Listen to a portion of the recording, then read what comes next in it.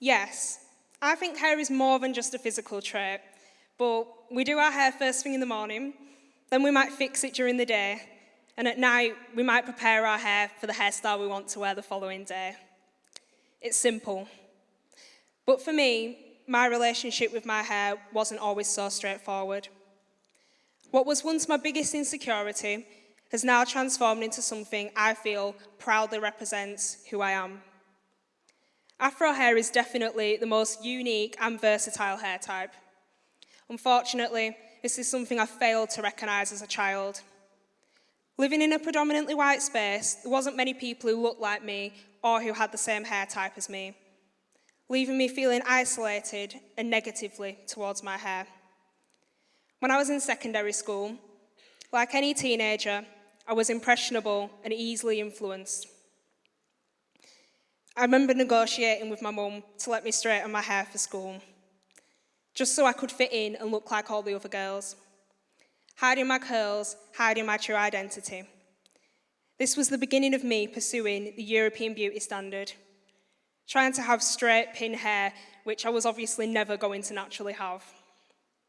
When I got a bit older and I was in sixth form, I started to feel quite intrigued as to what my actual natural curls looked like. So I stopped with the straightening and I was going to try and embrace what I already had. This is funny though because I had no clue how to look after Afro hair. I remember twisting my hair on a night, and as I got to the bottom of my twist, my hair just fell off because it was so dry and so brittle. And I remember the frustration that I felt. It didn't look the way I wanted it to look, and I didn't know what to do to make it look that way, leaving me with the same insecurity that I always felt.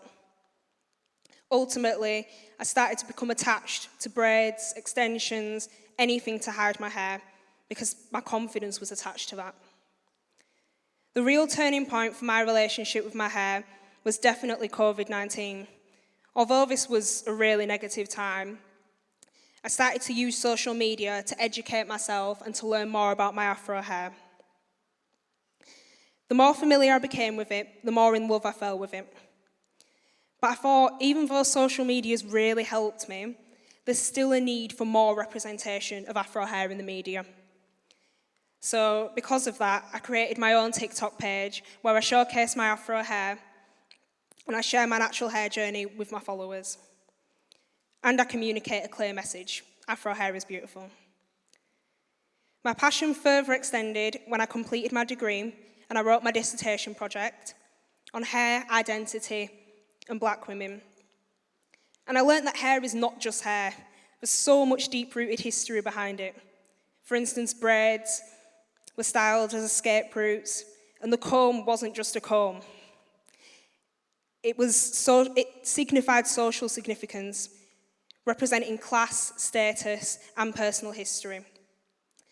I also learned about how black women were labelled as the other, isolating them from society, which is exactly how I felt as a child in primary school.